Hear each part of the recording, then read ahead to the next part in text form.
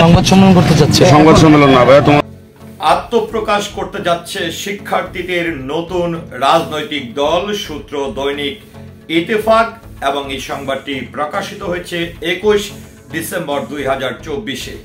তো শিক্ষার্থীরা যে নতুন রাজনৈতিক দল গঠন করতে যাচ্ছে, সেই রাজনৈতিক দলের নামটি কি এবং কবে নাগাদ তারা আসলে এই দলটি ঘোষণা করতে পারে, বিস্তারিত জানতে অবশ্যই আপনাকে পুরো ভিডিওটির সঙ্গে থাকতে হবে।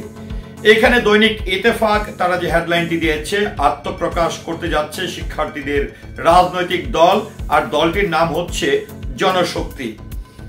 জুলাই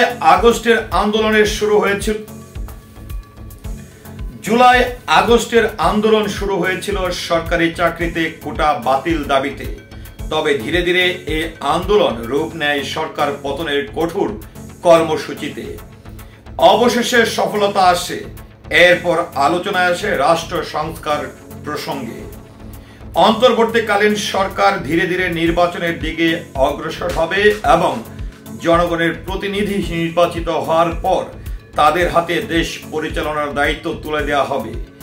এ অবস্থায় আন্দোলনকারী শিক্ষার্থীরা এবার নিজেদের অবস্থান ভোটের ময়দানে দেখতে চান। তারা নির্বাচনে লড়াইয়ের নাম এবং প্রস্তুতি নিচ্ছে। জানা গেছে আগামী 2 মাসের মধ্যে আত্মপ্রকাশ করতে যাচ্ছে জুলাই আন্দোলনের নেতৃত্বাধীন শিক্ষার্থীদের নতুন রাজনৈতিক দল। বিদ্যমান দলগুলোর তুলনায় এটি বেশ ভিন্ন বৈশিষ্ট্যের হবে বলে জানা গেছে। দলের সম্ভাব্য নাম হিসাবে প্রস্তাব করা হয়েছে জনশক্তি, যদিও সবার মতামতের ভিত্তিতে নাম পরিবর্তনের সম্ভাবনাও রয়েছে। ছাত্র নেতারা জানিয়েছেন নতুন দলের মূল লক্ষ্য হবে জনগণের আস্থা অর্জন করা। প্রশ্ন হচ্ছে, নতুন এই রাজনৈতিক প্ল্যাটফর্মটি কেমন হতে পারে? ছাত্র নেতারা বলেছেন তারা এতদিনের প্রচলিত রাজনীতির ধারা থেকে আলাদা কিছু উপস্থাপন করবেন। জাতীয় নাগরিক কমিটি আহ্বায়ক নাসির উদ্দিন পাটোয়ারি জানিয়েছেন এই দলটি হবে সম্পূর্ণ নতুন আঙ্গিকে। এখানে সাংবিধানিক ফ্যাসিবাদী কাঠামোর কোনো স্থান থাকবে না। পুরনো সমস্যা যেমন টেন্ডারবাজি, চাঁদাবাজি, জন আকাঙ্ক্ষা বিপরীতে কর্মকাণ্ড বা যে কোনো বিদেশি এজেন্ডা বাস্তবায়নের পথে তারা হাঁটবেন না। জাতীয় নাগরিক কমিটির মুখপাত্র সার্জিস আলম বলেন, নতুন যে রাজনৈতিক দল আসবে আমরা আশা করছি তারা কথার মধ্যে সীমাবদ্ধ থাকবে না, কাজের মাধ্যমে প্রমাণ দেবে। এই দলকে জনগণের প্রত্যাশা বুঝতে হবে। বিগত সময়ে ক্ষমতা কুক্ষিগত করে রাখার জন্য দলগুলো জনগণের প্রত্যাশা বুঝতেছে না। আশা করি এই দল তেমন হবে না।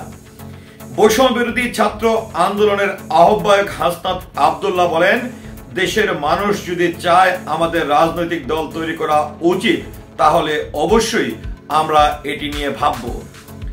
নতুন দল পাবলিক বিশ্ববিদ্যালয়ের পাশাপাশি যুক্ত হবেন প্রাইভেট বিশ্ববিদ্যালয়ের শিক্ষার্থীরা।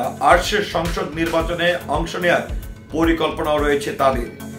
বিষয়টি নিয়ে নাসির উদ্দিন পাটোয়ারি বলেন, আগামীতে যে রাজনৈতিক প্রক্রিয়াগুলো আসছে সেখানে প্রাইভেট বিশ্ববিদ্যালয়ের প্রতিনিধিরা যুক্ত হবে, সেখানে তারা সর্বোচ্চ পর্যায়ে আসীন হবে।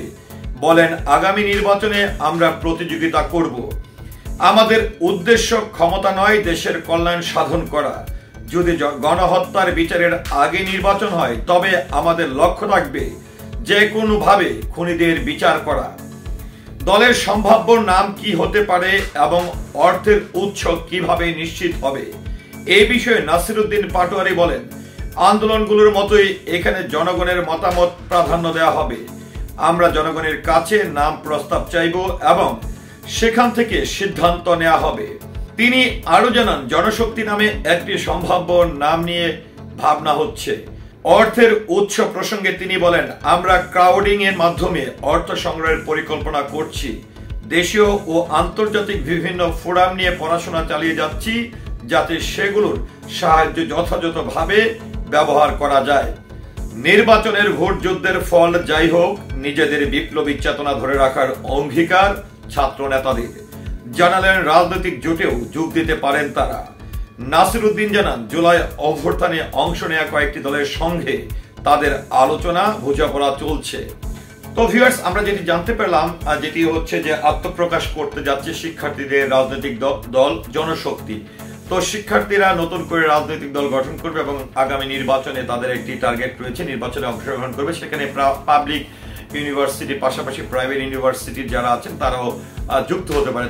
তো এখন বিষয়টি হচ্ছে যে আসলে স্টুডেন্টদের কিংবা এই আন্দোলনরত শিক্ষার্থীরা যে রাজনৈতিক দল করার বা দল গঠনের যে চিন্তা ভাবনাটি করছে, এটি নিয়ে আপনাদের চিন্তা ভাবনা কি বা আপনাদের মতামতকে আশা করছি কমেন্টের মাধ্যমে জানাবেন। সেই সাথে পুরো ভিডিওটির সঙ্গে থাকার জন্য অসংখ্য ধন্যবাদ। আসসালামু আলাইকুম।